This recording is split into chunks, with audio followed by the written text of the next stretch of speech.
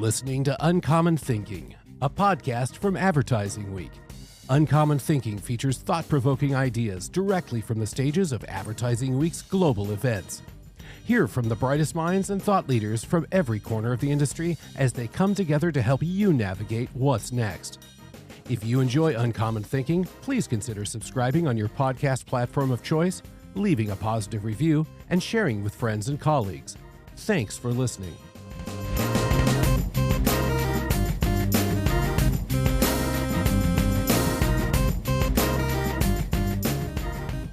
The future of advertising lies in positivity. Pinterest saw their first billion-dollar quarter last year, and they believe their success is due to consumers having a positive outlook on their platform. In this episode of Uncommon Thinking, recorded at Advertising Week Europe 2025 and presented by Prime Audience, we'll explore how positivity impacts the consumer behavior. We'll dive into why positivity is good for business and explore the research to back it.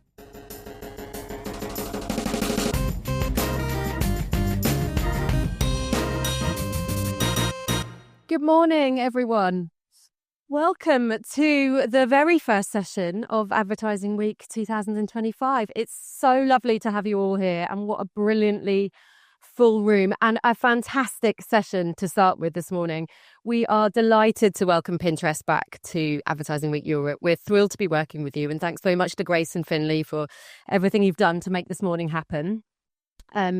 My own Pinterest board is almost entirely full of Moana 2 party at the moment because I have a 4-year-old party, but it's incredibly useful. And if any of you are out in London today needing cherries, because apparently cherry coded is the theme that will come up very shortly, we can categorically tell you there are no cherries in London. We have looked everywhere. We had teams out at midnight in the fruit and veg markets looking for them. There are none, and that's thanks to you guys for making it trending.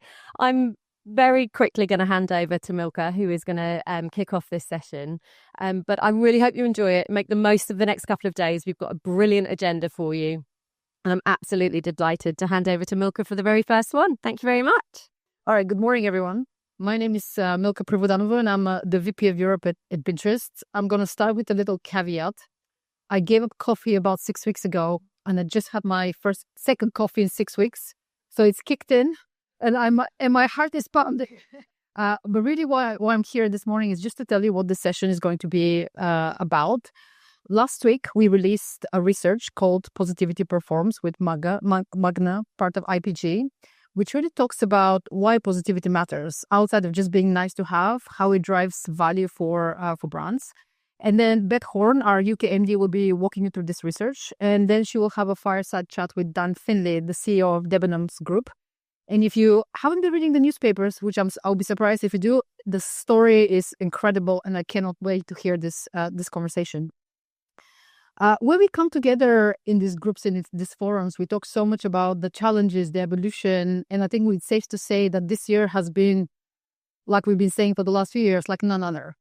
Evolution is happening now in weeks versus in months. And when I talk to partners, to brands, I hear a lot, well, we want to be engaging with Pinterest, but you're such a niche platform. You're positive, but you're so niche.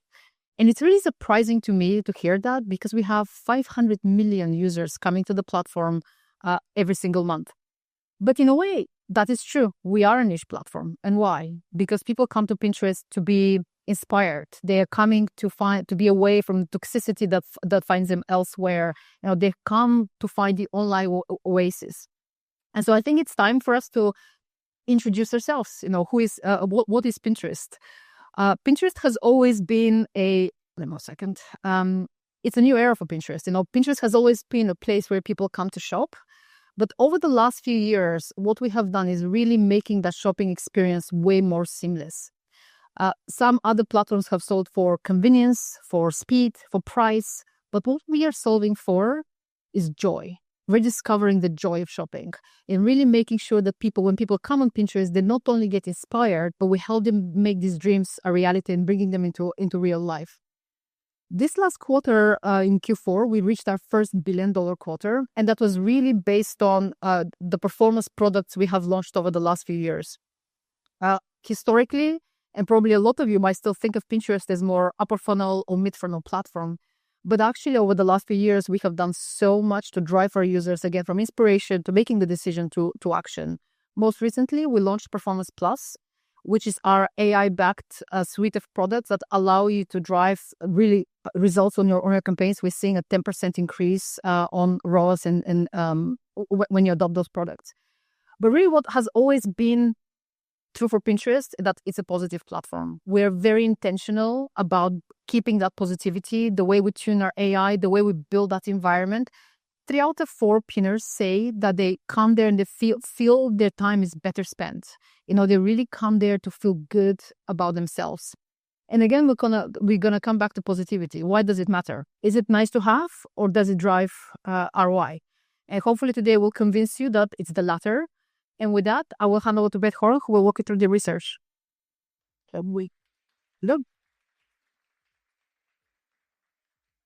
Thank you, Milka. Good morning, everybody. Wonderful to see you all.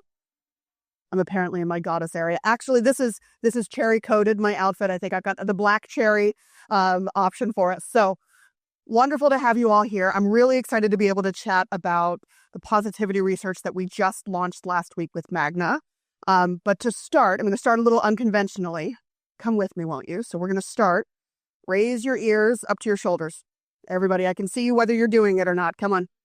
All right, and drop them. All right, lean your head to one side. Give it a good stretch. Oh, there we go. Other way. All right, big deep breath. Sigh it out. Well done. Full marks to you all. So that feeling you've just experienced is what it physically feels like when someone is on Pinterest. But genuinely, this is what our users tell us. And many of you have told us so as well. And we really believe that there is value in building a positive platform for people because we believe it's good for business too. But up until recently, there really hadn't been a way to account for the way a person feels when they're using a platform. It's not exactly a performance KPI. We all know that the internet can be a scary place. Trolls, outrage, misinformation. And at the same time, there are so many brand safety tools that are available to you to make sure that you can combat negativity and misinformation. So what's the problem with simply turning on those brand safety tools and then running your advertising wherever you see the best performance? The challenge is that while your brand may be protected, your customer isn't. Typically, when we talk about brand safety, we really are thinking about your ad impression and what comes immediately before and immediately after it, right? Sort of what's hugging that content. But of course, we know from personal experience, all of us, that there's a lot of scrolling that happens both before and after that impression. So you might have brand safety tools turned on, and someone still might have a negative experience on that platform. Both things can be true. We can all agree there's a huge value to being present in brand safe environments, but historically there's been too little focus on the impact of how people are feeling when they are using those platforms. And that's made advertising in places that feel nice kind of a nice to have. But based on this new research that we've rolled out with the media intelligence firm Magna, we've really looked to prove that having a positive experience can have an impact on your bottom line. Nearly every marketer is under pressure to find the next competitive edge. This is it. It's positivity. And so we really do believe that positivity can drive better performance, and Magna's research demonstrates it. So let's talk more about the research and then how you can use that to really turbocharge your marketing budgets.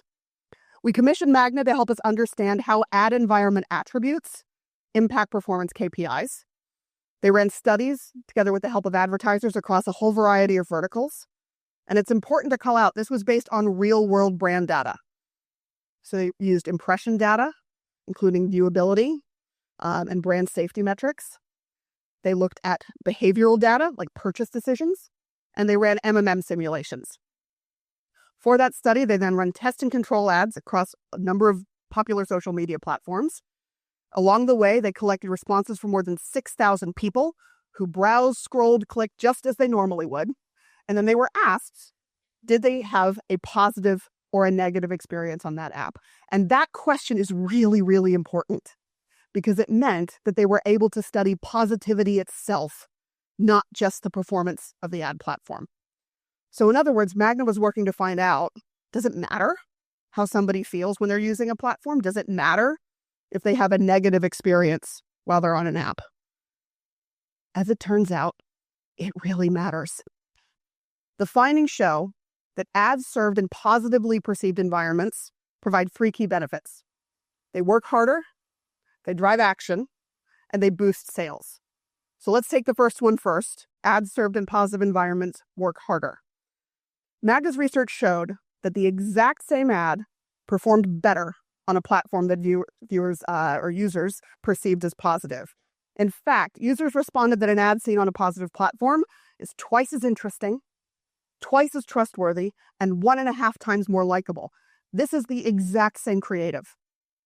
No changes, but the environment matters that much. So the same piece of creative simply works harder on a platform that's perceived as positive. Second finding, driving action. So not only did people's perception of a brand improve on positive platforms, they were also more ready to do something about it. So the study found that positively viewed platforms can be up to 94% more effective in driving purchase intent compared to platforms that are not viewed positively. So as marketers, we all know that purchase intent correlates to sales, but Magna wanted to take it a step further and show what this can really mean for a brand's bottom line by leveraging MMM. So here's the good stuff, boosting sales. Marketers have trusted MMM for decades, but they don't normally include positivity as a core measurement within that. Magna did. And from those simulations in MMM, they found that with the same creative and the same finite budget, brands can generate up to 24% more sales by incorporating positivity into their media buying strategies. That's 24% of incremental sales, by the way. So you take this all together, and the findings really are evidence that it matters how positively or negatively someone feels when they are using a platform. It is either helping or not helping your performance. But you might be wondering why this is happening. Well, Magna wondered that too. So they ran in-lab studies that were looking at eye tracking technology to see where people were looking on the screen, where they're spending their time, where's their attention going. They also used EEG sensors to measure brain activity. And so looking at that, you could really understand, were people processing the information they were seeing while they were scrolling? Did they feel overwhelmed, stressed? What was their actual response? Not just what did they tell you was their response, but what is backed up by the science. And so they were able to verify those feelings. And what that in-lab study did was provide some more clues as to why ads that are served in positive environments are stickier, more memorable, and more performant. People are 20% more emotionally engaged on platforms they perceive as being positive. They're more leaned in, they're paying more attention. And because of that, they were actually spending on average 15% more time looking at content and ads. So the study found up to 50% higher viewability on platforms that people perceive as positive. So you can call it a halo effect, an amplifier, or a head start, but positivity can fundamentally drive performance. I really hope that today's research is a call for our industry to think about positivity and to think beyond brand safety, to question not only how much negative content might be hurting your brand, but how much positive content could be helping it. So here are some ways to get started. I want to start by just enabling the right things in your media buying strategy. So working with partners like Integral Ad Science and Double Verify, adding questions to your brand lift studies to understand the impact of positivity on your media and look at those responses in relation to your creative, your targeting, your audience data.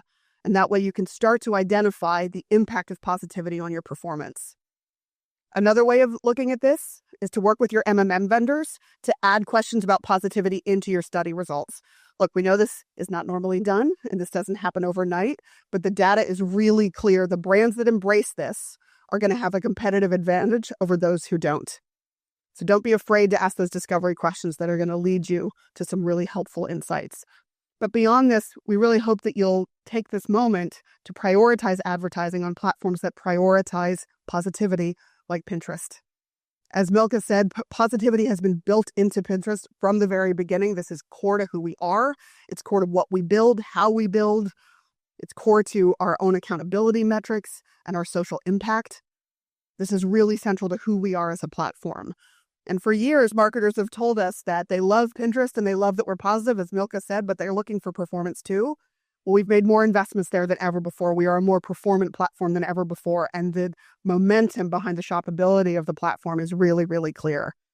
But perhaps the biggest superpower that we have is the one we've talked about most today, positivity.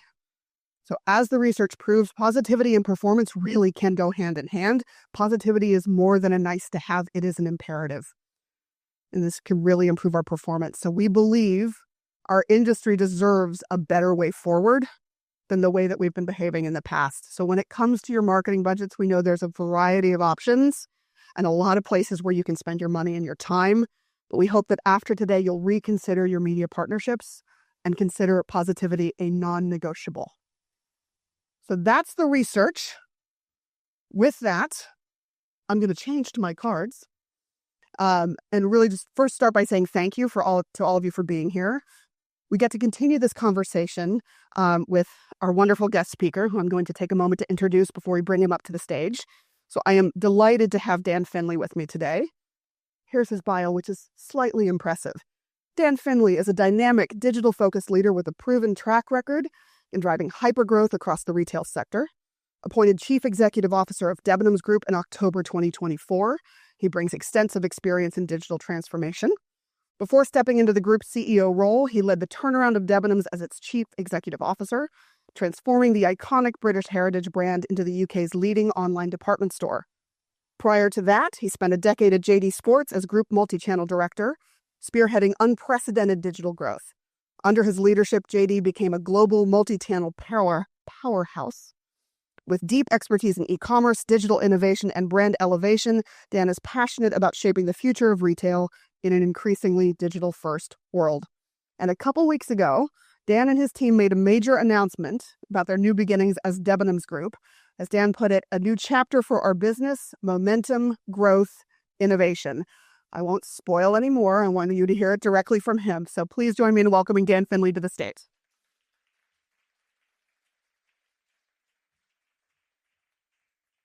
Thank you very much, Beth, and great to be here with you this morning. Thank you. And I think we keep finding these videos we didn't know were coming. It's very exciting, but I'm going to go to the next slide. I'm going to try to go to the next slide. I'm going to try again to go to the next slide. It's just going to play, and we're going to roll with it. It's all good. There we are. Ta-da! There's our faces. Fantastic. So before we hear more about the transformation and new beginning as Debenhams Group, I wanted to get your reaction to the research that I just shared. So thinking about the critical role of advertising environments in media planning, moving from a nice to have to a must have. What was your response to the research? What is this? What resonates for you? Look, it was great to see. I'm somebody who believes in the power of positivity in life, the power of positivity in leadership, the power of positivity in business. And it's great to see that your performance marketing can be advantaged by advertising on a positive platform. And I was reading over the weekend that pretty much everybody in the UK has watched Adolescence, on Netflix. And you see some of the, as a father to a teenage son, you see some of the challenges that, the social media platforms present to people. And you want positivity in your life, you want positivity in your family, you want positivity in your business. And the more you can embrace a positive platform and get a commercial advantage from it, all the better. Fantastic. Well, I think as I was just chatting about, Pinterest has always been known as this positive corner of the internet, or this oasis, which again is very much by design. But we've not been able to define positivity specifically in the past, and what's the actual numerical impact of that on performance. So knowing now that ads that are viewed on positive platforms is seen as twice as trustworthy, twice as interesting, 1.5 times more likable. How do you see that really impacting the decisions you make about where you advertise?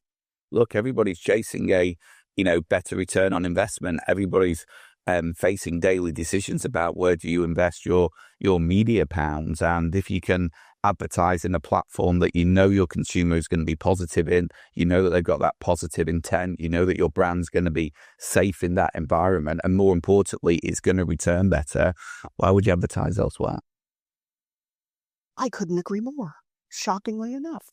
So I'd love to move to think a bit about the transformation journey that you're on at Debenhams Group. So changing and transforming a legacy retail brand like Debenhams, which has been around since, I think you were sharing, since before there was an American president, since before electricity. There was a third. There were ridiculous milestones. Motor car, before a car. So this is the definition of a legacy brand. And as someone who started my career in department stores, I started at Macy's.com in New York a quarter century plus ago. Seeing that legacy and that history come to life is really incredible. But transforming a legacy brand like that into a nimble, digitally native marketplace, that's a significant undertaking. So walk us through the evolution of your strategic vision, how you aligned all the organizational capabilities to set your teams up for success. I think it starts with the brand. Debenhams is this iconic British heritage brand. It's 247 years old. And it's really hard to imagine 247 years ago. So as you say, it was 11 years before America's first president. And the pioneer and the creator of Debenhams was a gentleman called William Debenham. And 247 years ago, he was the first person in the world to put two brands together in a single retail store. He pioneered the department store concept, invented the British high street, created what became known to be Oxford Street. So Debenhams has always been this very visionary, pioneering brand. It, through designers at Debenhams, was an early pioneer of influencer and celebrity-led marketing that became, all the rage in 2015 and beyond. So we've really anchored our business in that history and that heritage, and a story that hasn't been told. Because Debenhams, even today, has almost 100% brand recognition, and many of you will have a story to tell about time that you spent in Debenhams. It's where I bought my first shirt and tie for my first interview at Oxford University, or where my mum bought the dress that she wore at the christening of her first grandchild. So our whole strategy is anchored in the richness and the history and the trust associated with Debenhams, and we're really on a mission right now to get that message out to people. And our wider group has had some, well-known and well-publicized challenges. And we see, our turnaround of Debenhams that we rescued out of administration, and we pivoted into being a marketplace-led business, a blueprint for further success. We want to be a community, very much like Pinterest is a community. We want to be a community for brands, partners, and consumers. And we want to put great products in front of our consumer and play a small part in making their lives better, connecting consumers with brands that they love. And it's an exciting journey. It's lots of change. We announced 2 weeks ago that the whole, what was Boohoo Group, has become Debenhams Group, and that we're going to be a marketplace-led business, and brands like Boohoo and Pretty Little Thing and Karen Millen are going to become fashion-led marketplaces. So it's really exciting times for us, lots of change, but we're super proud about rescuing Debenhams from administration, bringing it back with a bigger, better, bolder strategy, and now rebranding and going forward as a group, as Debenhams Group. So lots going on, change every day, lots more change to come, but exciting times, and great to be at the forefront of digital retail. Absolutely. Well, I think if you don't follow Dan on LinkedIn, I highly recommend it. This is one of the most fulfilling follows I have, because you have ridiculous news that comes out every week of those major strides that you're making, whether it's transforming the group, whether it's Debenhams Pay, whether it's, all of the logistical underpinnings for the work that you're doing. One of my favorite things that you've stated in an interview recently was that your aim is for Debenhams to be to retail what Spotify is to music. So tell me more of what you mean by that. Yeah, so I'm sure many of you are Spotify users, and what I really admire about that business is that they've become a destination of choice for consumers. And fundamentally, that's underpinned firstly by choice. With absolute certainty that whatever you want to listen to, whether it's Sabrina Carpenter or Elton John or Eminem, with certainty that you can go to Spotify and find whatever song it is that you want to listen to. But it does it in a curated and personalized way. It doesn't overwhelm you with recommendations and too much choice of things that you're not interested in. And that app has become a real destination, is one of a handful of apps that people will typically have on their mobile phone today. And so I've seen lots of lessons in that for retail generally and in our strategy for Debenhams. We want to offer ultimate choice. We want to be the destination that you can go to buy all the brands that you love in fashion, home and beauty. But we want to do it in a curated and personalized way. So you're not overwhelmed by the million dresses that you can buy on Debenhams today, for example. And we want to romanticize shopping within that. We don't want it to be as clinical and transaction focused as some others are. We want to bring that romanticism, back to shopping. So look, it's a bold vision. It's an ambitious vision, but one that we're focused on moving closer towards realizing every single day. I love what you said about the romanticism of shopping, because I think and Milka touched on this at the beginning as well, I think there's so much of what the work that's happened in the internet economy over the last 25 years has been to solve for the utility part, right? So how do I get it fastest? How do I get it cheapest? What's just the quickest distance between 2 points? But what we haven't really solved for is that joy and the joy of discovery. And I think back, I'm dating myself, but thinking back to when I was in high school and would go to the mall with my friends to go shopping. I didn't walk into the mall saying to myself, all right, I want the Adidas Liberty London collab in a size 7 women's navy colorway. I didn't walk in with that as the mental search query in my head. It was just, I'm going shopping. I want to look at shoes. I'm going shopping spring dresses. And so when I think about what user behavior is on Pinterest and what we see, it's 96% of our searches are unbranded, 70% are 3 words or less. It is that discovery moment. And so I think we're so tightly aligned on that, building for the joy of shopping and the joy of discovery and feeling seen by the brands that you shop and really recognize. So knowing that you're going to know so much about my shopping habits and what I'm looking for really across fashion, beauty, home, all of it. And so how that becomes a personal relationship. There's such power in that. And we've not solved for that online yet, I don't think. Yeah, look, I see a huge opportunity in that. As you say, things have become very transactional. Things have become very objective orientated and focused on efficiency and optimizing that utility. And look, there are some consumers for whom that's super important and we all need to cater for them. But I think it's such an important part of the consumer journey, the inspiration, the discovery, the romanticism, the joy of shopping. And that is great to be able to partner with Pinterest in embracing that in the consumer journey. But equally, we need to make sure that our experience within our digital environments is catering for that as well, because so much time is spent scrolling these days, so much time is spent on the mobile, so much time is spent browsing and discovering content. We want to make sure that we're in the right place in that customer journey, in the right destination to help through that process of discovery consumers to discover the great brands and products that we sell. Terrific. So let's talk a bit more about the marketplace-led model. So that's a real pivot for the group. So how are you ensuring that the quality and the consistency of the customer experience is going to remain high across all the different brands, not just within Debenhams, but across the different platforms that you've got within Debenhams Group?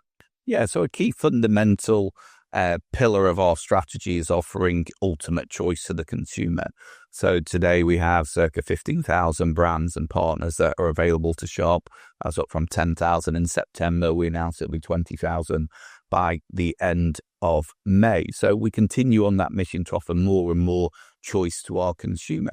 As we do that, we want to make sure that we partner with the best and most appealing brands in fashion, home and beauty. We want to make sure we have the right partnerships. We want those to be in real life partnerships between our teams and our partners. We want to bring people together to make sure that we're offering the best and most appropriate brands and products to our consumer that are relevant for them. And we want to do it in a way which is a win for the brand. We want to showcase their brands at the very best.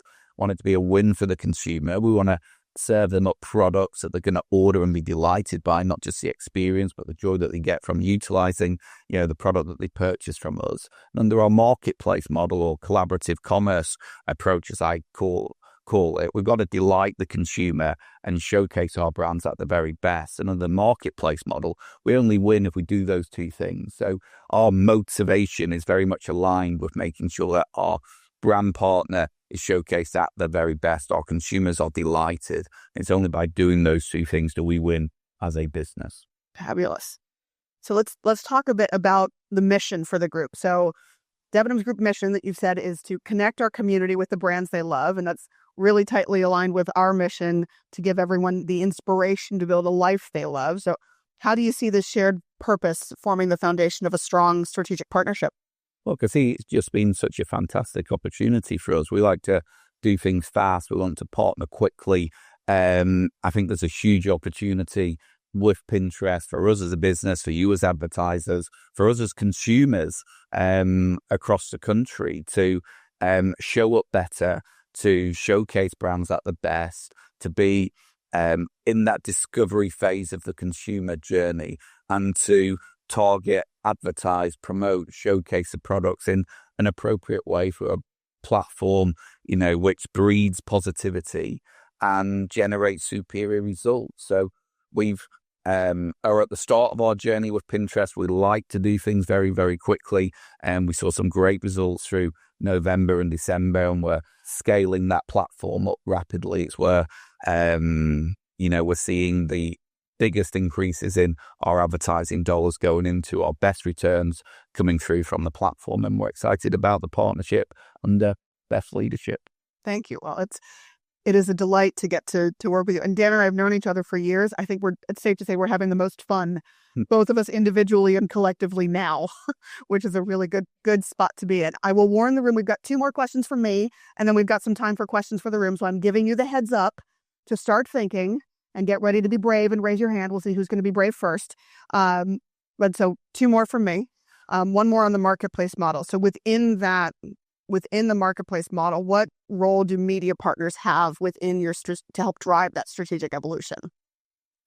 I think for media partners, we provide opportunities for people to advertise through our retail media solutions, through our platforms and our digital properties. And also we're looking to make sure that our consumer, knows that Debenhams is back and it's bigger, better and bolder than ever. Both a challenge and opportunity for us is that whilst everybody knows Debenhams, not everybody today knows that Debenhams is back digitally. So we want to make sure that we are showing up as prominently and as frequently as possible in those consumer journeys, digitally and physically, to make sure that consumers know that Debenhams is back and the amazing selection of brands and products that they can buy across fashion, home and beauty are available through Debenhams.com. Terrific. All right, last one from me, and then we'll go to the room.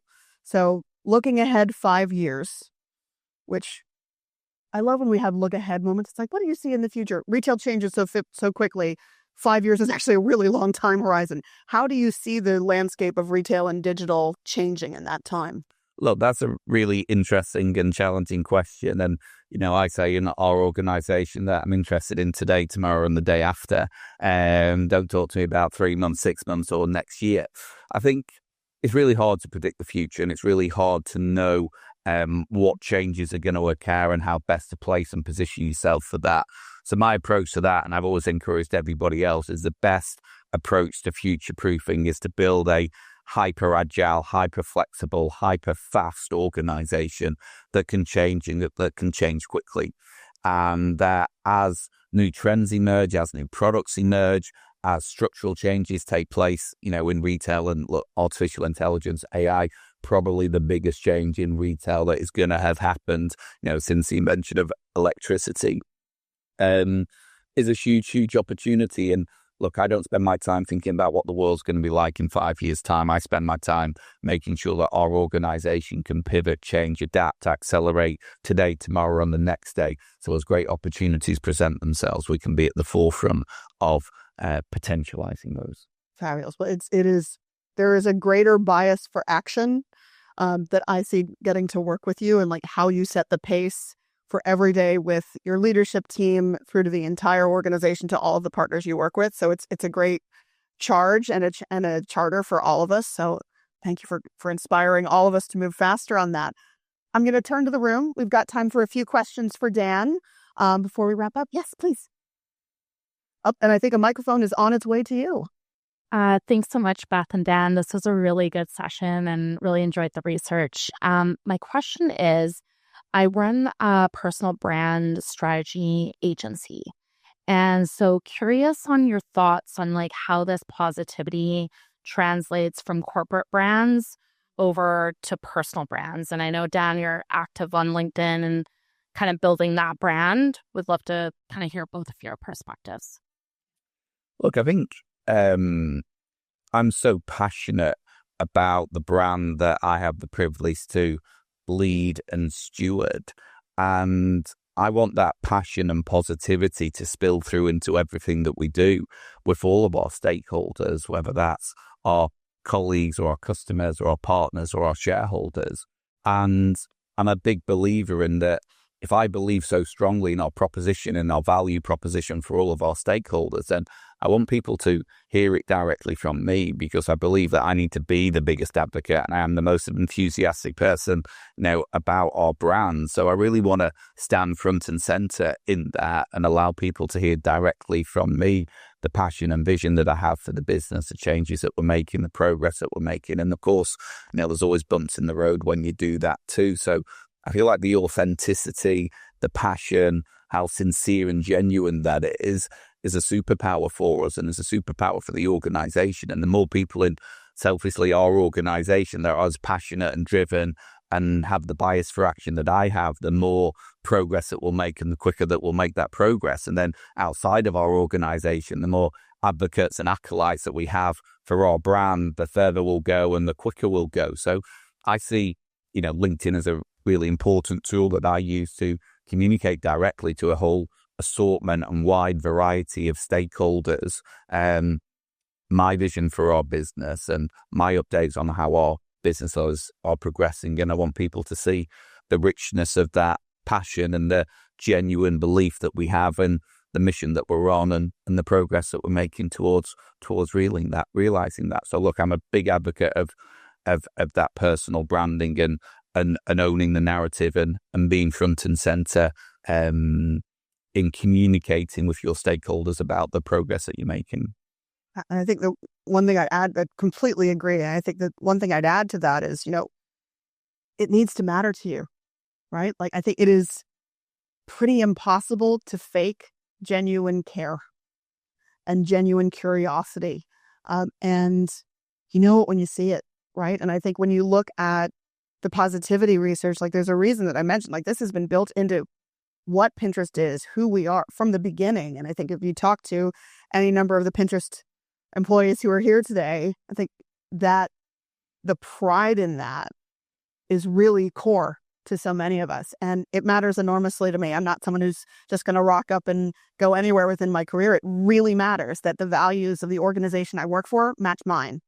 And it also really matters to me that we fundamentally help Debenhams Group define the digital high street and change what that perception is of, from what Debenhams has been to what it's becoming.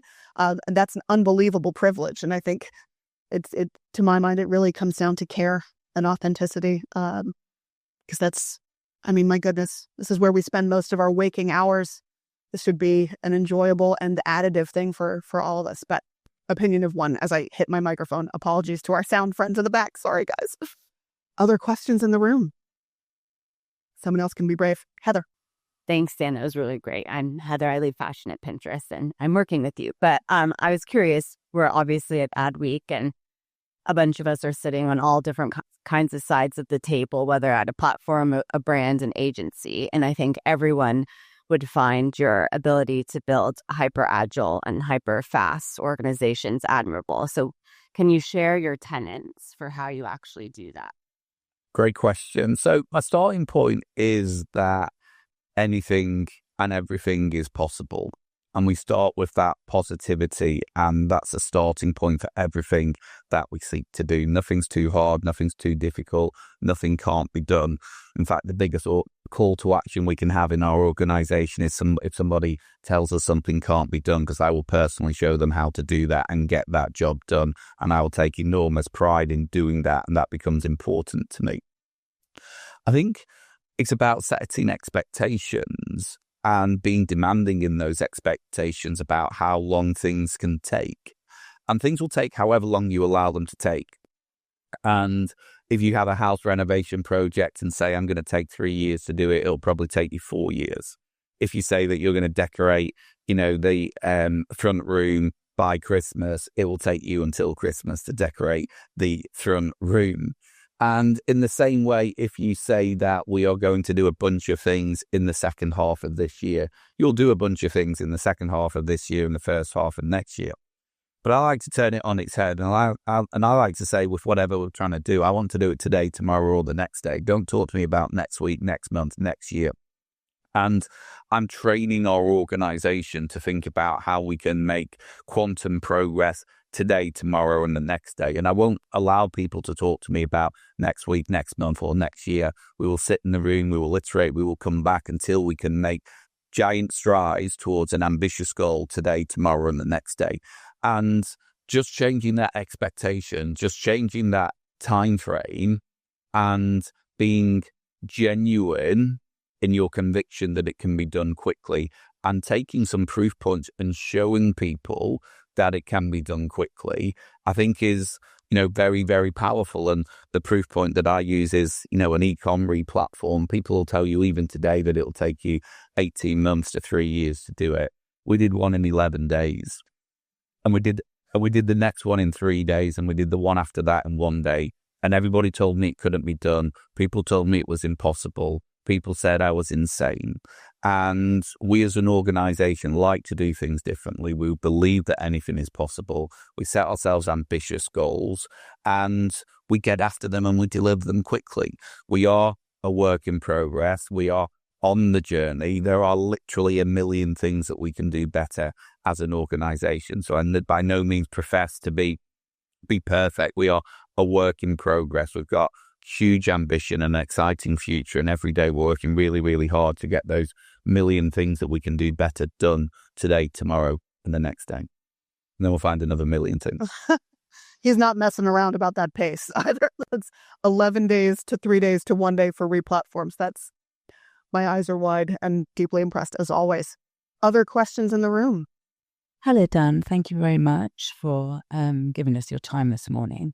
I come from the commercial production sector of the industry, and I'm particularly interested in what your in-house agency model is for Debenhams Group, and particularly being able to move so nimbly and in such an agile way, and potentially the importance of working with suppliers that are also able to move as quickly. So I'd love to hear a little bit about how you're working like that.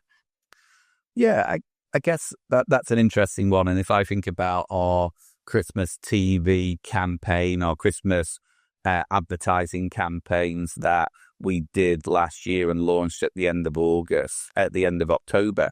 So I'm told that most people start their planning for Christmas in January and February. We started ours on the 1st of October.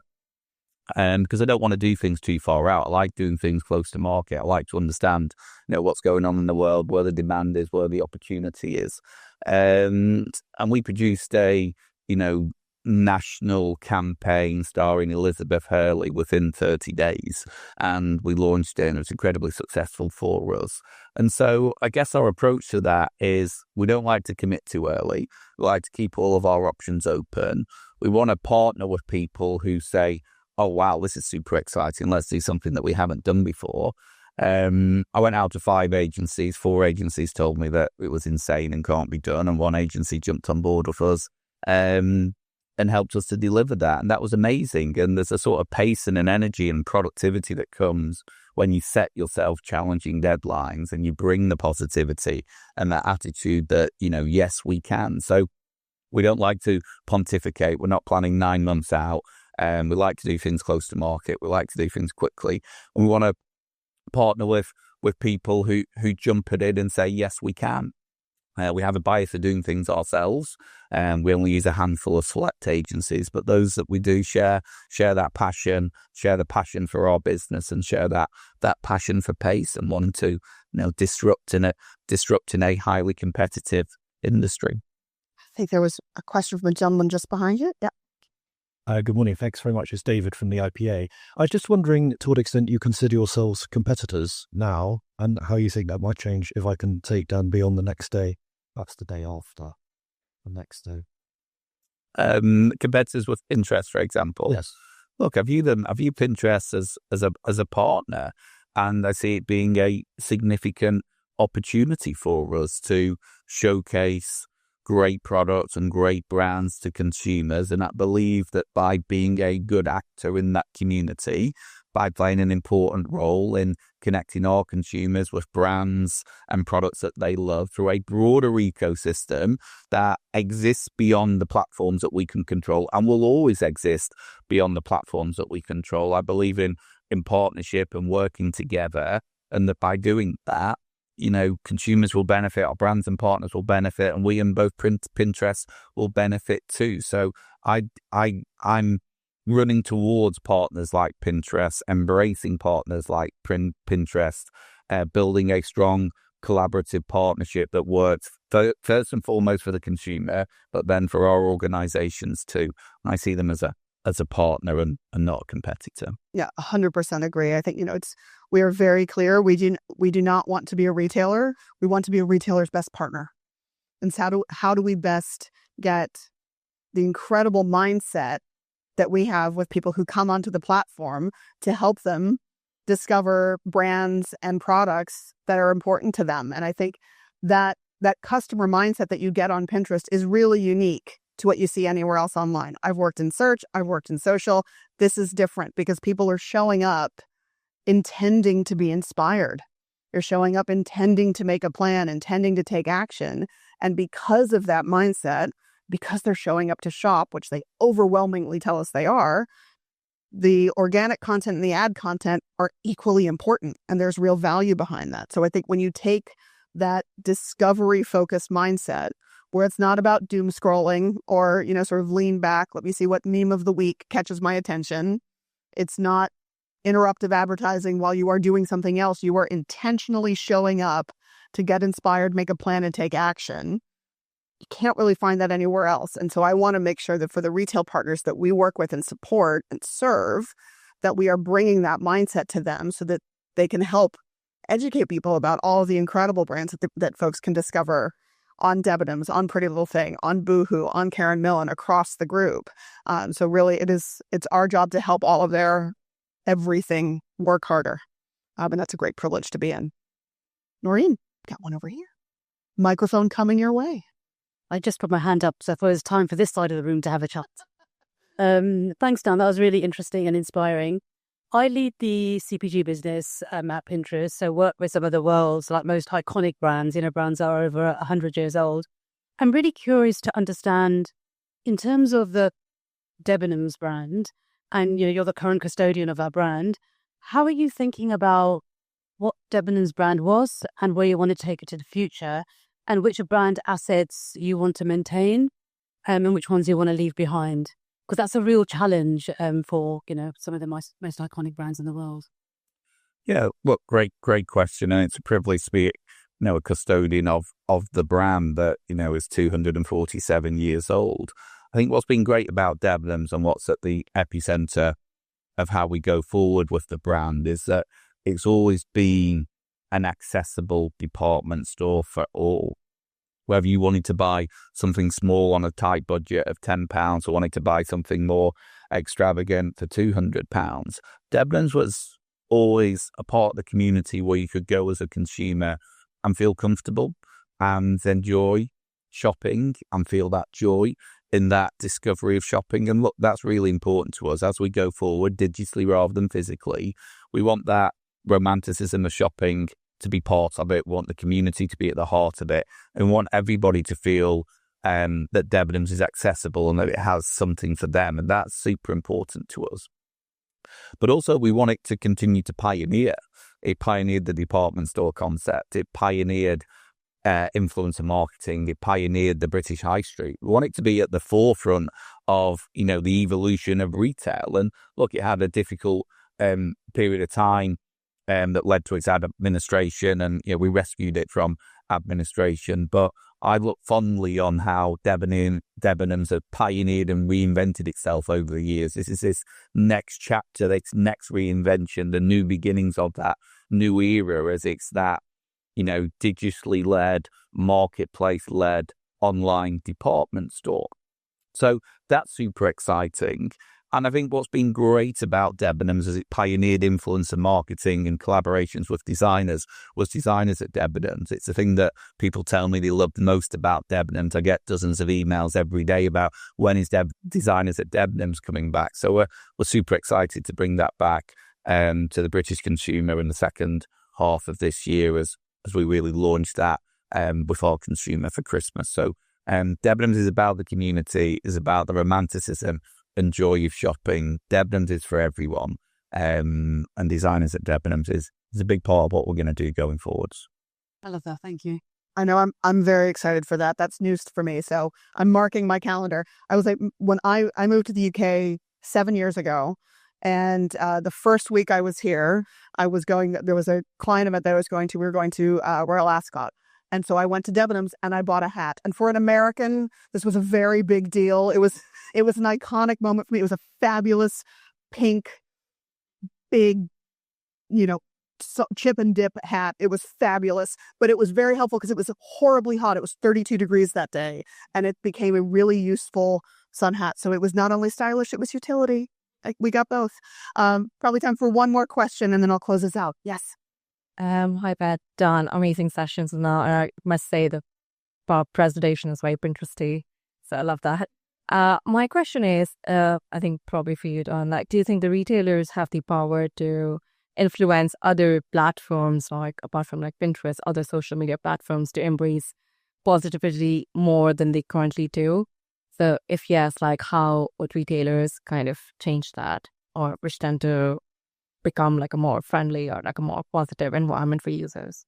Yeah, look, I think it's the responsibility of consumers and businesses to influence the partners and the platforms to ensure that they exist for those consumers and for those advertisers, and are purposeful in what they're doing and embrace the social responsibilities that they have and recognize the importance of positivity. So look, I think it's our collective responsibility, not just as retailers or advertisers, but as consumers and customers of those products, to ensure that we see the changes that we want to see, in those organizations and in those products. And look, everybody, is making a lot of progress in that. But, I come back to it because I watched it this weekend. You don't have a teenage son. Adolescence is a reminder, of the challenges that we face as a society today across a whole spectrum of different things. But look, great to see the research about the positivity that Pinterest brings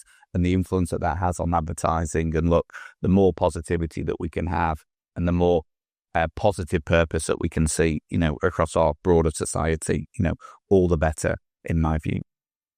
Wholeheartedly agree. Well, thank you to Dan. I'm going to couple thoughts to close us out.